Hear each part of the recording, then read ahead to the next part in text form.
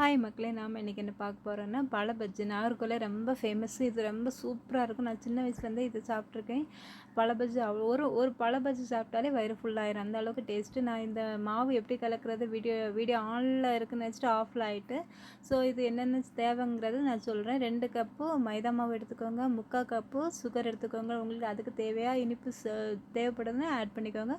நான் 2 கப்புக்கு 3/4 cup sugar எடுத்துக்கிட்டேன்.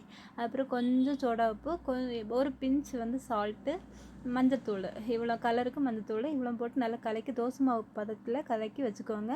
அது பிறகு ஒரு 4 பழம், நேந்திர சிப்ஸ் போடுவானே அதே பழம் தான் இதுக்கு வந்து யூஸ் பண்ணணும். மற்ற பழம் யூஸ் பண்ணால் நல்லா இருக்காது. அந்த பழத்தை வந்து ஒரு பழத்தை 3 பீஸாக நான் நீல வாக்கில் கட் பண்ணி இந்த மாவோடு நல்லா கலந்துக்கிட்டு, நம்ம பஜ்ஜி பொரிப்போம் இல்லையா, அதே மாதிரி ஆயிலில் சூடு பண்ணிக்கிட்டு இந்த பஜ்ஜி பழத்தை வந்து போட்டு ஃப்ரை பண்ணி எடுக்க வேண்டியது. ஃப்ரை ஆகும்போது கொஞ்சம் மிதமான சூட்டில் வச்சுக்கோங்க, அப்போ தான் நல்லா வேகும். இல்லைன்னா நல்லா கறிய ஆரம்பிச்சிடும். அதுக்கப்புறம் நல்லா வெந்த பிறகு எடுத்து சாப்பிட வேண்டியதான். ஆனால் வந்து இது வந்து சூடாக சாப்பிட்டதோட ஆறின பிறகு சாப்பிட்டா நல்லா டேஸ்ட்டாக இருக்கும். எனக்கு அப்படி தான் ஃபீல் ஆச்சு.